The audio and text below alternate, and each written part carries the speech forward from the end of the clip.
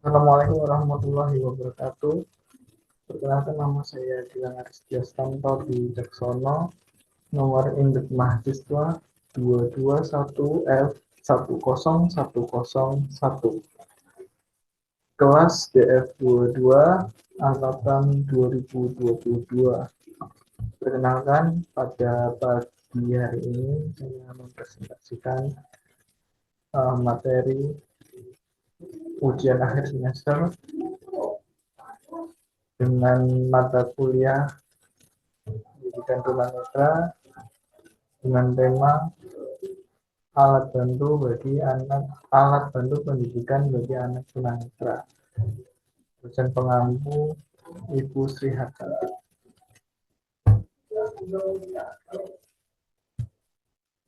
Sebelum video atau materi saya sampaikan, sebelumnya saya mengucapkan mohon maaf jika videonya kurang fokus, gambar pencahayaannya kurang terang, karena kebetulan saya memvideonya sendiri, begitu terkhusus buat ibu dosen Bunda Kati.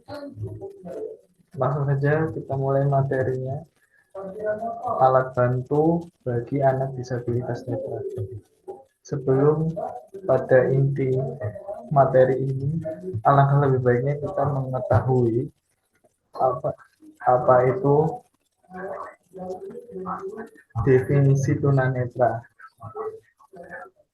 Tunanetra berasal dari kata tuna yang berarti kerusakan atau rugi, atau netra yang berarti patah mata. Jadi dapat disimpulkan tunanetra yaitu individu yang memiliki kerusakan atau kerugian yang berasal dari organ matanya. Bisa dikatakan dalam kata lain, tunanetra itu orang yang tidak bisa melihat atau buta, bahasa lazimnya ya, bahasa umumnya. Selanjutnya tunanetra juga dibedakan lagi menjadi dua, yaitu tunanetra total atau totally blind dan tunanetra low vision atau yang berpenglihatan rendah. Totally blind itu artinya tidak bisa melihat apa-apa, teman-teman, atau baik cahaya, benda, apapun. Seperti saya ini totally blind. Jika low vision atau berpenglihatan rendah itu mampu melihat tapi dalam jarak terbatas atau kemampuan terbatas yang bisa dilihat, misalnya cuma cahaya, atau dapat melihat benda tapi jarak tertentu, atau bisa melihat benda tapi tidak jelas objeknya apa, begitu. Nah, kita mulai masuk ke materi. Jadi dalam pendidikan anak tunanetra dibutuhkan alat bantu untuk mempermudah mereka mendapatkan masukan ilmu, atau mempermudah untuk para tunanetra ini memahami pelajaran yang diberikan baik di sekolah ataupun secara individu, gitu. Mari kita bahas yang pertama, yaitu alat pendidikan bagi tunanetra total atau totally blind. Dibedakan lagi menjadi tiga, yaitu yang pertama itu adalah alat pendidikan khusus. Alat pendidikan khusus itu dimana ya khusus ini khusus hanya bagi tunanetra, begitu. Seperti halnya misalnya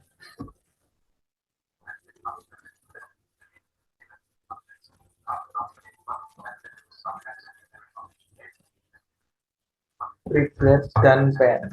Triglet dan pen itu alat tulisnya ya. alat tulis manual untuk seorang tunanetra mencetak huruf braille. Jadi bisa dikatakan dibandingkan dengan orang awas atau ya orang yang bisa melihat, itu alat tulisnya seperti pensil, pulpen, spidol, dan semacamnya. Kalau tunanetra itu triglet dan pen. Triglet itu alatnya yang bisa dikatakan alat pencetaknya. Pen itu yang buat mencetaknya. Jadi bisa digambarkan triglet itu bentuknya panjang, ya persegi panjang dengan kotak 6 titik di setiap kotaknya, dan ini beraneka ragam ya ukurannya. Ada yang satu satu riget itu ada yang 4 baris 28 kotak setiap barisnya, ada yang 6 baris dengan 12 kotak kurang lebih, ada juga yang besar sebesar majalah itu berapa baris ya, 28 atau 30 sekian eh, baris dengan kotak, lupa pokoknya. Intinya biasanya setiap kotaknya lebih banyak itu ukuran triggernya lebih kecil gitu, barisnya lebih banyak, jumlah kotaknya sebarisnya itu lebih kecil.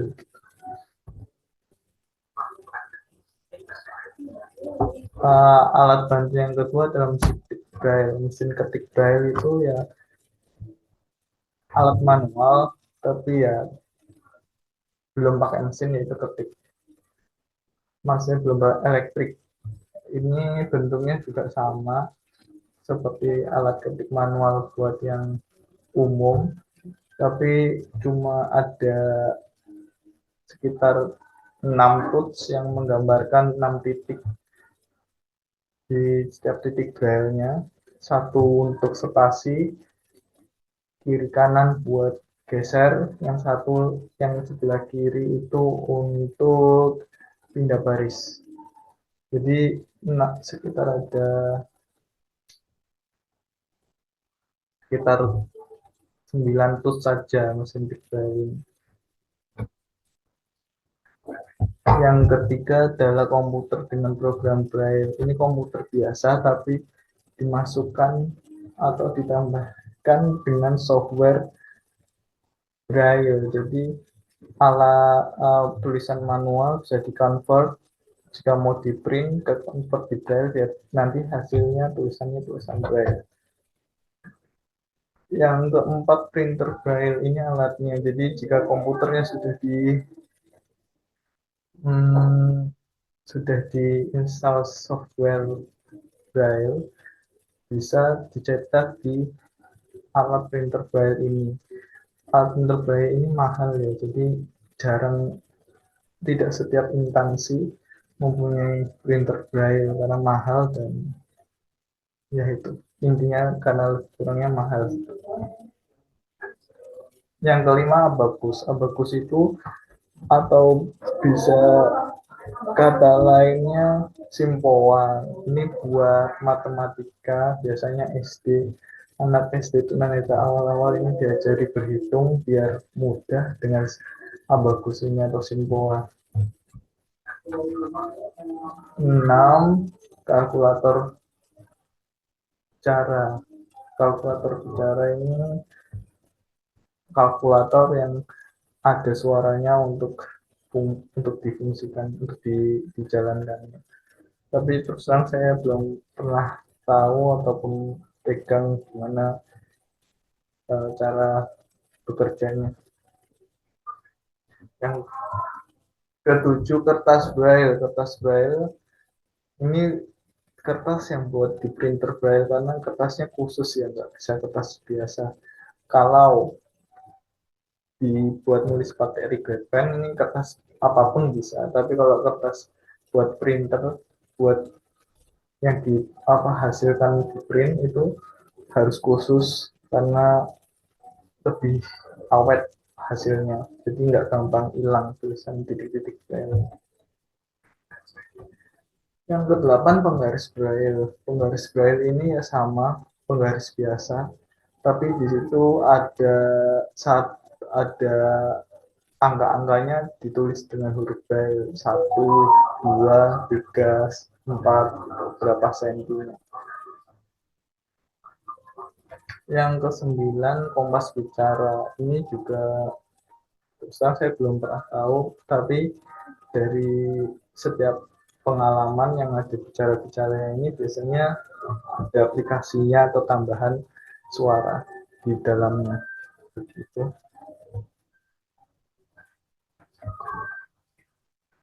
Nah, sekarang yang kedua alat bantu. Alat bantu pendidikan.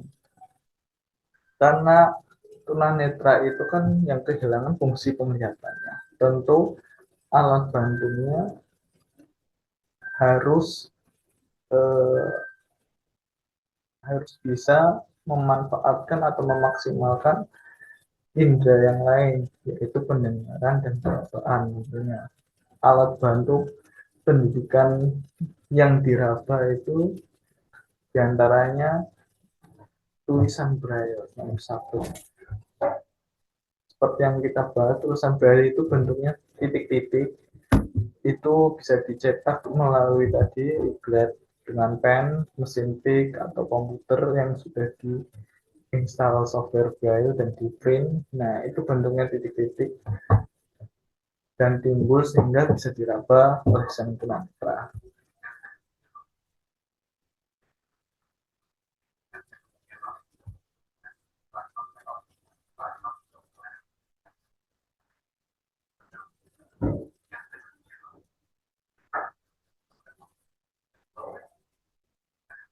Dan selanjutnya yang melalui pendengaran, alat bantu melalui pendengaran, yaitu diantaranya talking books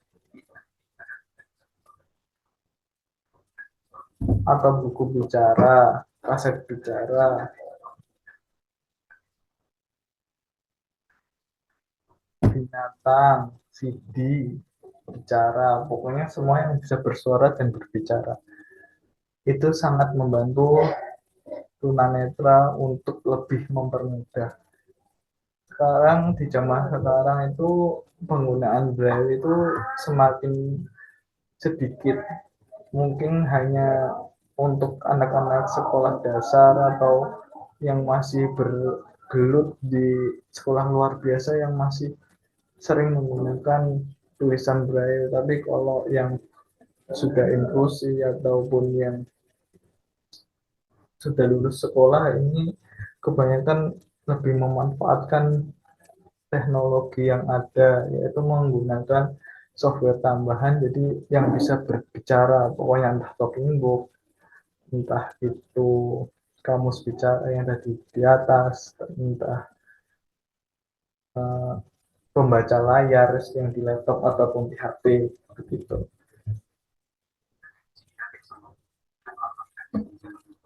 Selanjutnya alat peraga.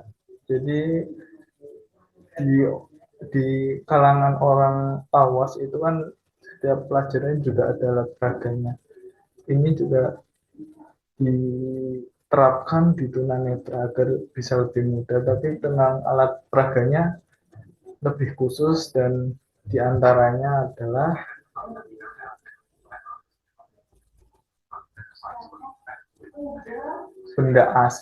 benda asli misalnya kucing, binatang, makanan gitu kan. Kalau soalnya kan kalau orang netra kan harus tahu, orang bilang bentuk kucing, kalau orang ngawas biasanya kucing mana, kucing bisa digambarkan dengan visualnya. Kalau tunanetra harus dipegang, ini bisa benda asli yang tidak berbahaya tentunya, misalnya makanan, nasi bentuknya seperti ini, kucing seperti itu dan sebagainya.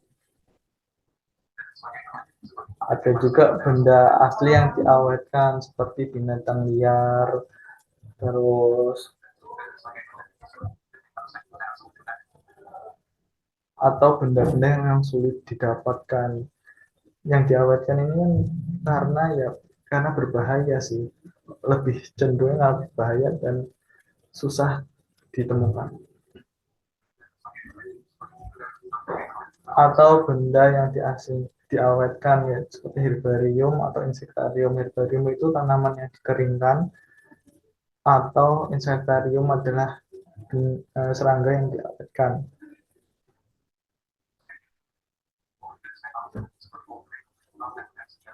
Benda atau model tiruan kerangka manusia, alat pernapasan ini kan bisa diraba. Biasanya kan kalau di UKS ada tengkorak itu yang bisa diraba, bentuknya tangan, tulang dada, dan semacam itu.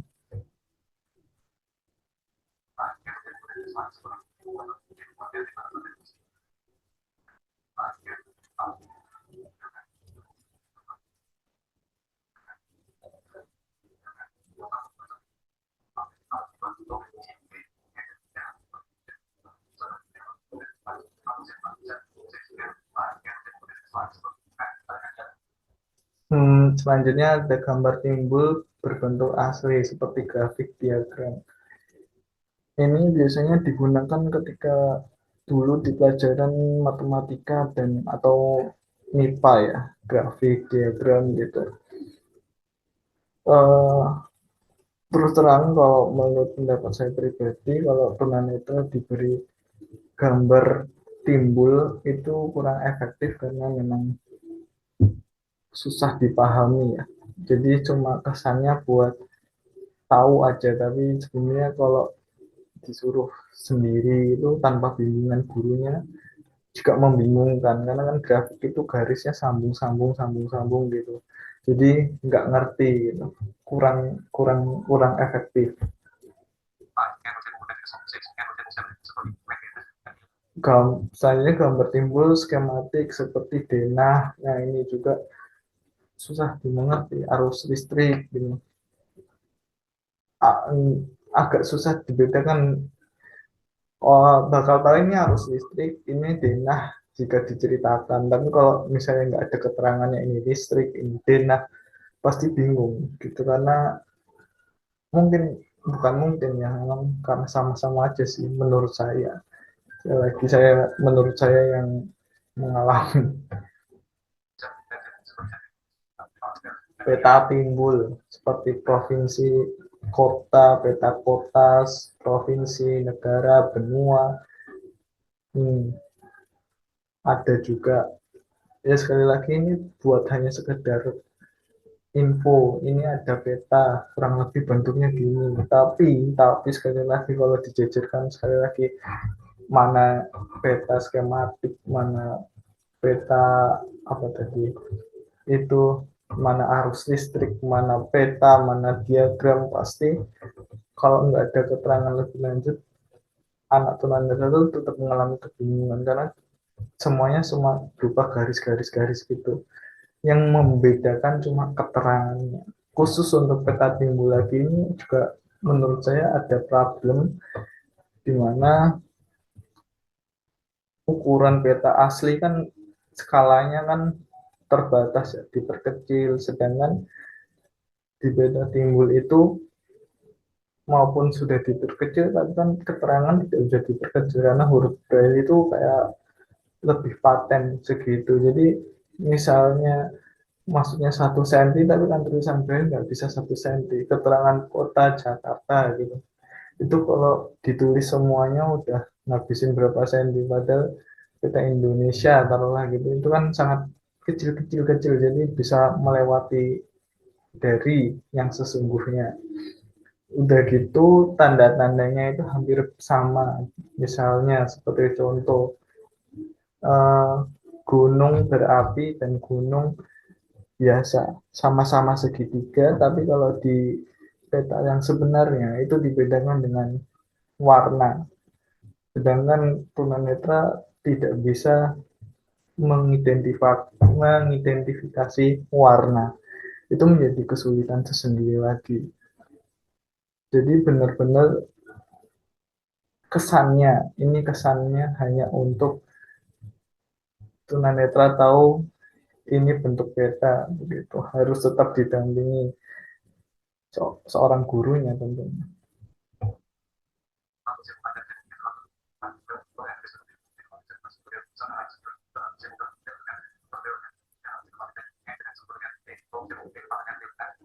Selanjutnya ada Globe. Globe ini tiruan bola dunia ya. Ya ini sejenis lah sama peta timbul, tapi kalau Globe kan bentuknya bulat, di situ ada garis-garis dan keterangannya di atasnya. Ini juga sekali lagi kurang efektif. Papan paku Papan paku ini berfungsi untuk biasanya kalau tunanetra dasar baru belajar tulis. Nah, ini belajarnya pakai papan paku karena untuk pengenalan braille itu sendiri, karena braille itu kan kecil, jadi untuk melatih daya perabaan dari jari menggunakan papan paku dulu yang agak besar-besar, yang ya lebih cenderungnya besar gitu, sebelum nanti masuk belajar huruf braille yang sesungguhnya.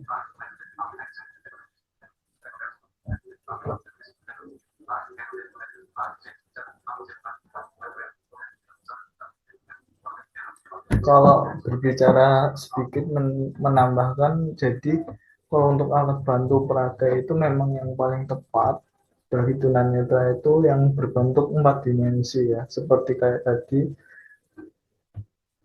maupun hewannya sudah mati atau hewan kering atau benda yang dikeringkan ataupun benda yang sudah diawetkan ataupun benda tiruan, menurut saya itu lebih efektif untuk tunanetra mengidentifikasi, karena kalau 2 dimensi itu berat ya, agak susah karena memang kurang ideal. Jadi untuk alat bantu perabaan yang efektif ini bila berbentuk 4 dimensi.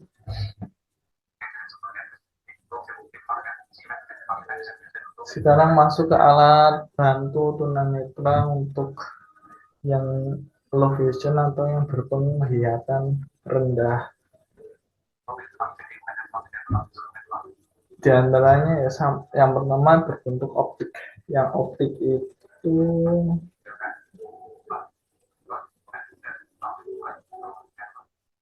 berupa kacamata, pasti anak yang low vision itu rata-rata memakai kacamata yang katanya lumayan tebal, magnifier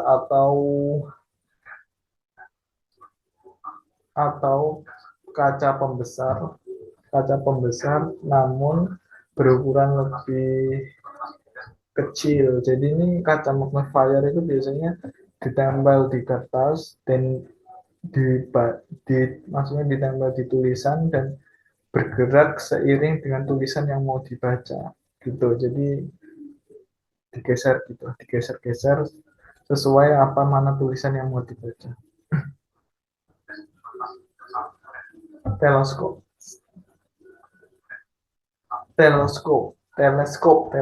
maaf, teleskop berbentuk tabung tapi berukuran kecil, sama aja kayak teleskop yang buat lihat bintang, sama tapi kecil, hanya segenggaman tangan, ya fungsinya sama untuk melihat barang di jarak jauh. Yang selanjutnya ada CCTV. Sekarang semakin canggih CCTV, tapi CCTV ini uh, agak lebih sulit ya, karena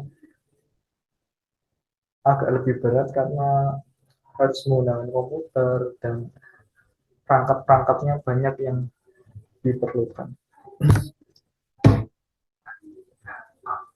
Yang non optik, sekarang yang non optik berupa kertas bergaris tebal, otomatis ya pasti bergaris tebal karena biar bisa jelas mengidentifikasi warna.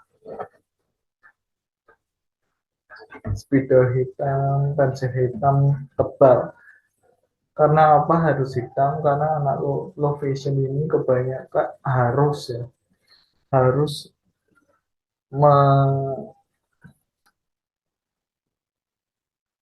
mempunyai warna yang kontras. Jadi spidol hitam di kertas putih. Ini kan benar-benar bertolak belakang. Ini yang jadi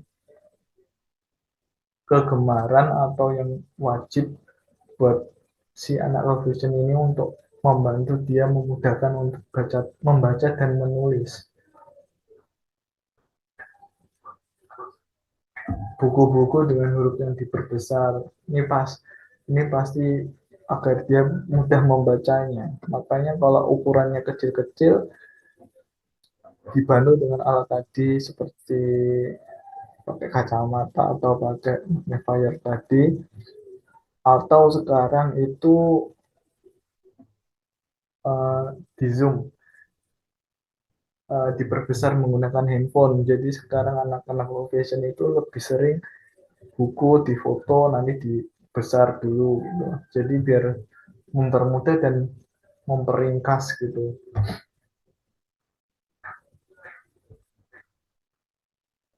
Penyangga buku, ini penyangga buku tuh biar biasanya kan kalau di meja hanya datar gitu saja, tapi kalau ada penyangga bukunya bisa berdiri seperti pakai apa itu kalau yang buat foto namanya